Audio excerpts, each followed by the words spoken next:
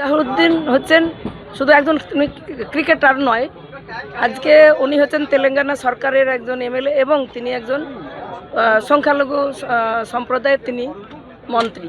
আজকে তিনি এসেছেন এখানে পশ্চিমবাংলায় এসেছেন, শুধু আমাদের জুলফিকার নয়, আরও অনেক জায়গায় তিনি প্রচার করছেন, কংগ্রেসের হয়ে তিনি প্রচার করছেন এবং কংগ্রেসের প্রার্থীদেরকে তিনি জেতার জন্য বলছেন এবং আগামী দিনে যাতে আমাদের সারা পশ্চিমবাংলায় কংগ্রেস ক্ষমতায় যাবে এটাই আমরা আশা করি এবং আমাদের যারা প্রার্থী তারা জিতে এখানে অনেক উন্নয়ন করবে এটাই তিনি এখানে তেলেঙ্গানাতে যে উন্নয়ন হচ্ছে, তেলেঙ্গানার অনেক কিছু পরিকল্পনা কেন্দ্র সরকার নিয়েছে। আজাহারউদ্দিনও এখানে সেই বার্তাটাই দিতে এসেছেন যে আগামী দিনে যারা কংগ্রেসের। আপনাদের দলের একটা অংশ আপনাদের প্রার্থীকে পছন্দ করেছিল না প্রথমে, কি বলবেন সেটা নিয়ে?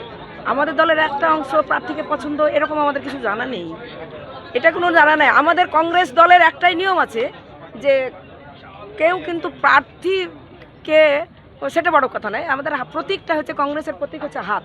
সেই হাতে যখন দেখবে মানুষ, হাত প্রতীক যখন দেখবে তখন মানুষ আর কিছু দেখে না। তার প্রমাণ আজকে আপনারা দেখলেন যে আজকে যে এই যে সভা আজাহারউদ্দিনের, তা মানে কিভাবে এত গরমের মধ্যে এত কিছু এর মধ্যে তারা আজকে উপচে ভিড় দেখলেন এখানে। যদি আপনাদের প্রার্থী জয়ী হয় তাহলে আপনারা কি আশ্বাস দেবেন? আমরা আপনাদেরকে আমি একটা কথা বলি যে এর আগে আপনারা অনেকেই জানেন যে ডক্টর বিধানচন্দ্র রায় ছিলেন এখানে। আমি বিধানচন্দ্র রায়কে নিয়ে বলছেন, তারপরে সিদ্ধার্থ শঙ্কর রায়কে আমরা দেখেছি। তারা যে পশ্চিমবাংলায় যে উন্নয়ন করে গিয়েছেন, পশ্চিমবাংলার যা কিছু উন্নয়ন করে গেছেন সেই সময় বিধানচন্দ্র রায় এবং তারপরে সিদ্ধার্থ শঙ্কর রায় আমাদের প্রার্থী জেতার পরে, এবং আমরা আশা করি মানে কংগ্রেস আগামী দিনে সরকারে আসবে। এই যখন আসবে তখন বিধানচন্দ্র রায় যে তিনি মানে বাংলার যিনি মানে গর্ব, বাংলার যিনি উন্নয়নের মুখ, এবং তারপরে সিদ্ধার্থ শঙ্কর, সেই উন্নয়নকে সামনে রেখে আমাদের আগামী দিনের যারা ক্ষমতায় আসবে তারা সেটা করবে। সর্বোপরি আজকে আপনাদের কাছে আমরা বলতে চাই যে যে ঘটনাটা, পশ্চিমবাংলায় কোনো শিল্প নেই, কোনো কারখানা নেই, আমাদের ঘরের ছেলেরা আজকে বিভিন্ন বিজেপি শাসিত অঞ্চলে যাচ্ছে, সেখানে মার খাচ্ছে।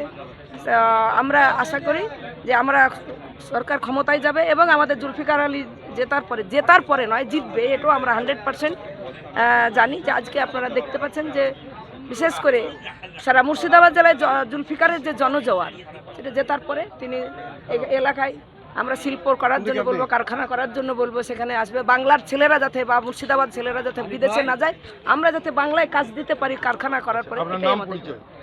আমার নাম মমতাজ বেগম, আমি রানীনগর ব্লক কংগ্রেসের। আরো নিত্য নতুন ভিডিও পেতে এবং তথ্য জানতে আমাদের ফেসবুক পেজকে লাইক ও ফলো করে রাখুন। সেই সঙ্গে টাইমস 14 বাংলার ইউটিউব চ্যানেলকে সাবস্ক্রাইব করতে ভুলবেন না।